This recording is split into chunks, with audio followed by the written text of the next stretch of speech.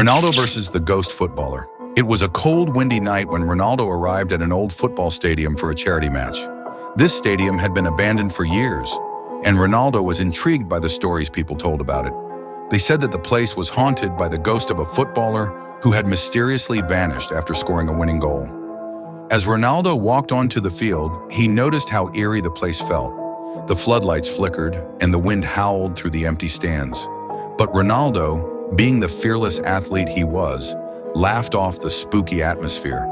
After all, he was here to play football, not to be scared by ghost stories. As the match began, Ronaldo warmed up with his teammates, but something felt off.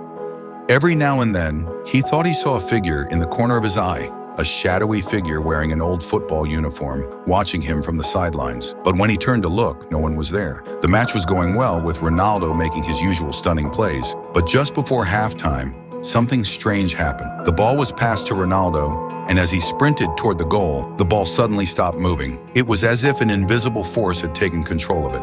Ronaldo looked around, confused. Then in the distance, he saw it, a faint, glowing figure standing in the middle of the field. It was the ghost footballer, staring right at him. As Ronaldo stood frozen, the ghost footballer slowly approached. His face was pale, and his eyes glowed with an otherworldly light. He spoke in a low, echoing voice that sent chills down Ronaldo's spine. "You," the ghost said, "are not the first great player to step onto this field, but you will be the last if you cannot beat me." Ronaldo, always up for a challenge, narrowed his eyes. "What do you mean? Who are you?"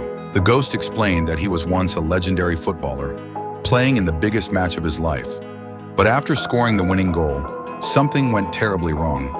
He was caught in a strange, supernatural curse that trapped his spirit on the field, never allowing him to leave. "Now," the ghost continued, "I challenge you, Ronaldo.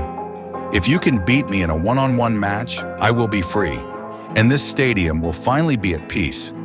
But if you lose, you will join me here, forever." Ronaldo, though shaken, wasn't one to back down from a challenge. He agreed. The ghost set the rules. The first to score 3 goals would win.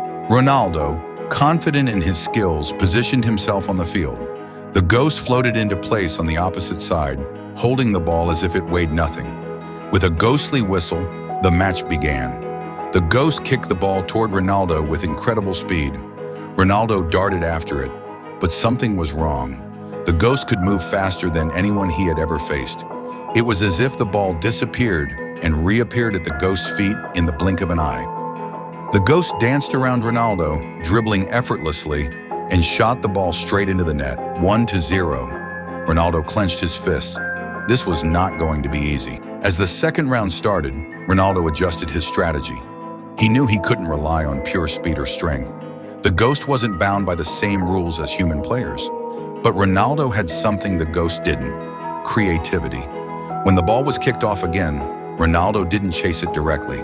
Instead, he anticipated the ghost's next move, positioning himself perfectly. As the ghost flickered toward him, Ronaldo made a sudden, unexpected pass. To himself. The ghost was momentarily confused, giving Ronaldo the split second he needed to break free. He sprinted down the field and smashed the ball into the goal. 1-1. The ghost, clearly impressed, nodded. The ghost wasn't going to let Ronaldo score so easily again. As the third round began, the ghost unleashed new tricks, vanishing mid-dribble, curving the ball in impossible directions, and even making the ground shake beneath Ronaldo's feet. But Ronaldo stayed calm. He knew that fear was the ghost's greatest weapon, and if he let it get to him, he would lose. With intense focus, he tracked the ghost's every move, waiting for the right moment. The ball came speeding toward Ronaldo, but instead of trying to dodge it, he stood his ground, bracing for impact. At the last second, he sidestepped and used his heel to flick the ball away from the ghost, who didn't see it coming. Ronaldo sprinted down the field again and shot. Another goal, 2-1. Now the pressure was on. The ghost, now desperate, used every trick in the book. It moved so fast that Ronaldo could barely keep up, and the air around them grew cold and heavy. The stadium lights flickered ominously, and the wind howled through the empty stands. With a swift, ghostly move, the ghost footballer scored another goal. 2-2. This was it. One more goal, and it was all over. The ghost floated ominously toward Ronaldo, his eyes glowing brighter than ever. Ronaldo knew he had to dig deep. He couldn't just rely on skill now. He needed something more. As the ghost kicked off the final round, Ronaldo thought of everything he had ever fought for, all the challenges he had overcome. And then, in a moment of clarity, he had an idea. Instead of charging at the ball, Ronaldo stopped. He stood still in the middle of the field and closed his eyes. The ghost was confused, unsure of what Ronaldo was doing. It floated toward the ball, ready to strike, but Ronaldo remained calm, motionless. At the last second, Ronaldo opened his eyes and made a quick, precise move, something so unexpected that the ghost couldn't react. Ronaldo stole the ball and with a powerful kick, sent it flying into the net. The score is 3-2. The ghost, stunned, floated silently for a moment before speaking. "You have won, Ronaldo," the ghost said, his voice now softer, almost relieved. "You have freed me from this curse. Thank you." As the ghost began to fade away, the stadium lights brightened and the wind calmed. The eerie atmosphere lifted, and the old stadium seemed to come alive again. The ghost gave one final nod to Ronaldo before disappearing into the night.